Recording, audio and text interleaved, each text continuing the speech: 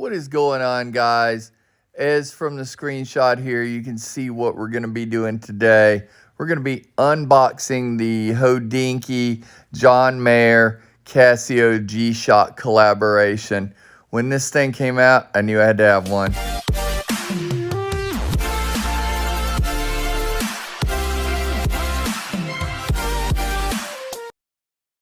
Let's try to make something cool out of this, shall we? And always the performer, we get a sneak peek in John Mayer ridiculous fashion. It's not bad. Yes, it is. Yes, it is. It is bad. You gotta love it. We even got the actual watch on his wrist for those of you eagle-eyed viewers that didn't quite know what we were getting. Why John Mayer? Well, we know him for music. He's prolific in music for decades now. He has been prolific in the fashion world for a couple of decades. And of course, everyone knows John Mayer for his infamous dating history. But us watch guys, we know John Mayer is also a watch guy, sometimes being seen with Gshocks. People say, why a Gshock? Well, He's been wearing Gshocks for quite a while, and he even goes into detail about having quite a Mudmaster collection. You can see the Mudmaster just earlier there on his wrist at that show. We're going to go ahead and unbox this very, very nice box. Now, I've seen these online, so it's no surprise what we're getting here. This is a beautiful case. Outer box done with a diagram of the sort of inspiration of the watch, the Casio Tone SK5 that was in that earlier video. And taking the box out of its sort of plastic protector here, you have the John Mayer / Hodinkee engraved plaque on the top. You have this nice padded material on the box itself. Quite a large box, quite a nice box, much nicer than you would expect to find. Opening it up, you will find the John Mayer Casio Gshock. This is not a case you would expect to find a Gshock within. Very nice pillow, very nice materials, much larger than the tins that Gshocks tend to come in. But back to the 6900 series Gshock that we're all here to see. Let's get this unwrapped and take a look at it. This is the DW-6900B, to be specific, with your pastel blue, your teal blue at 12 o'clock, the Gshock emblem, and then your yellow function indicator font on each corner of the watch. On the case back, you have water resistant to 20 bar, Casio 3230. I wonder if that's the actual number of this watch. Stainless steel back. And that collab that drew contention. But I say that collab is very justified. Probably the most justified Hodinkee collab. If you go on to Hodinkee, you find articles like this one from 2012. Best Rolex watches under $8,000. Crazy that in 2012 you could pick up an Explorer, a Datejust, a Submariner for under $8,000, a Rolex GMT Master, or an Explorer 2. But scrolling down, clicking on John Mayer, you have access to everything John Mayer has been involved in within Hodinkee over the years, from present day going back all the way to 2012. And let me tell you guys, it's a lot. Not just interviews either, in-depth articles written by the man. So I would say the collab between John Mayer, musician and watch collector, and Hodinkee watch site and forum and sales site is a very justifiable, probably makes the most sense collab of anything they've done. Back to the watch, I really like how they've matched the window color with the font of the functions. I like how that they've sort of enveloped that subdial, I guess is what you would call it, with that teal to match the Gshock labeling. And by the way, the backlight on this Gshock matches that labeling as well. I don't know if that's something they changed or it's on the standard 6900s.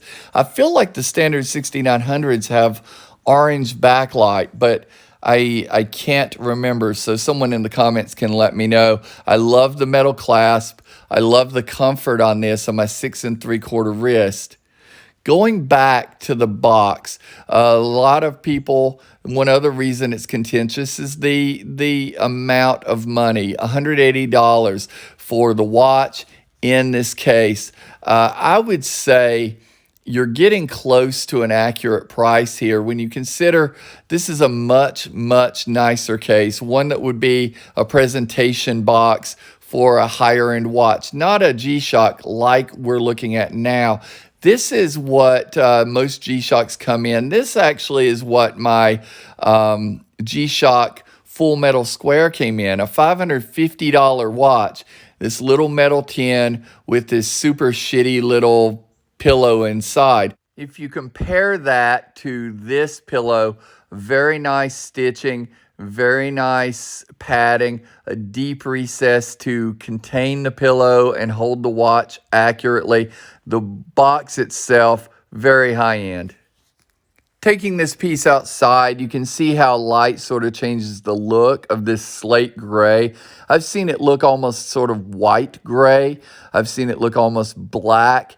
In medium light like we have today, it's sort of that slate gray, which is in fact what it is.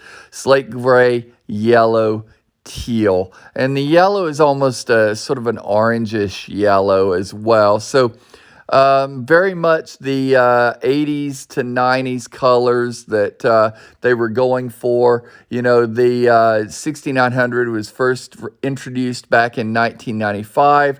The Casio tone keyboards were out in the 80s and 90s. It makes sense that you would use sort of that day glow coloration to sort of harken back to those times. This guy has a lot of functions, just like any standard Gshock. There's no real point in going through them in detail, but you have your 24-hour timer, your 1/100th stopwatch, 24-hour countdown timer, multifunction alarm, flash alerts, and of course the illuminated backlight that I've already mentioned. And we're going to take a look at that illuminated backlight just a second. I love pastel blue. I love it on a watch. I love it on clothing. I think this is a good color combination. I did not actually like the watch when I first saw it. I was gung-ho to get the Collab. Sort of saw a sneak peek of it on the wrist on that preview video. Said, I don't know. I don't know if I'm really feeling it. But decided to get one anyway. Got one and I adore it. Like, I have a hard time saying I adore as Gshock because those two words don't really go together. But just look at this backlight. I mean, perfect. You don't get much more legibility than that. And that powder blue, that aqua blue just looks great. And you can see how well it matches the Gshock emblem. The button on the bottom there right at 6. Then you have the button at 8 to run through all the functions. We've already talked about those functions. Just zip through them there. And it's just on this wrist, you can see that 53.2 millimeter case just sits really nicely on my 6 3/4. It's really interesting, the 6900 series, how that they can be worn with a really small wrist or someone with a really large wrist, and they seem to work no matter what. You'll have to forgive the scratch on my hand. I was playing a little rough with my cat, and she won. So my apologies there. But we're not focused on that scratch. We're focused on the watch. So I got this one in as sort of a Christmas gift for myself. I'm really glad I did as we look at a couple of glamour shots here. The coloration is so good. This is a time-proven timepiece. It's an icon, just like most of the Gshocks. Guys, if you don't have a Gshock in your collection, what are you doing? They're fantastic. I hope you've enjoyed this little first look and once over and unboxing. I hope you've enjoyed my channel over the last year. I wish you a Merry Christmas, Happy Hanukkah, Life Day, whatever else you celebrate. And I hope to see you guys really soon. We'll be doing another video very, very soon, guys. Have a great one. Bye-bye.